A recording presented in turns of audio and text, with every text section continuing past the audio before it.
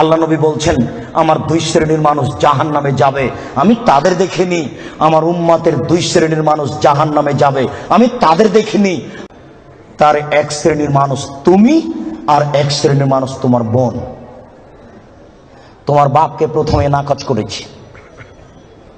প্রথমে বলেছি তিন শ্রেণীর মানুষ জান্নাতে যাবে না, মনে আছে কি?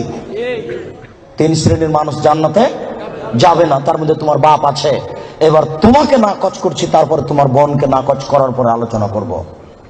শুনুন, রাসূল সাল্লাল্লাহু আলাইহি ওয়াসাল্লাম বলেন, আমার উম্মতের এক শ্রেণীর মানুষ হবে মাহুম সিয়াতুন, তাদের হাতে থাকবে লাঠি, কাজনাবিল বাকারে, গাভীর লেজের মতো। আমার উম্মতের এক শ্রেণীর মানুষ হবে, তাদের হাতে থাকবে লাঠি গাভীর লেজের মতো। গাভীর লেজের মতো মানে একদিক মোটা একদিক চিকন। এজরে মুনাবিহা, তারা তা দিয়ে মানুষকে মারবে।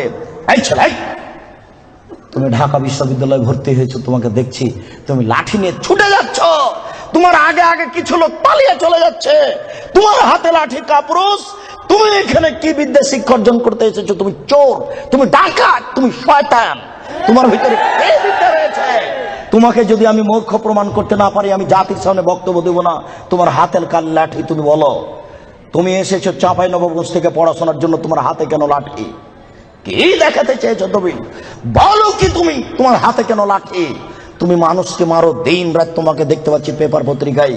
শোনো, মুহাম্মদ সাল্লাল্লাহু আলাইহি ওয়াসাল্লাম বলেছেন তুমি জাহান্নামী। মুসলিম, মুসলিম মানে আম গাছে জাম ধরতে পারে, ধরে না। অমাবস্যার রাতে চাঁদ উঠতে পারে, উঠে না। শুঁয়ের ছিদ্র দিয়ে লাঙ্গলের ফাল ঢুকতে পারে, ঢোকে না।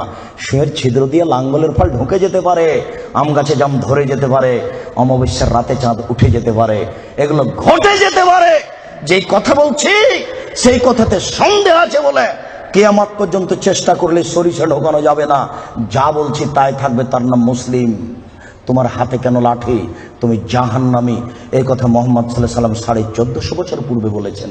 তোমার কথা শেষ করলাম, এবার তোমার বোন। দেখো, আমি অনুবাদক।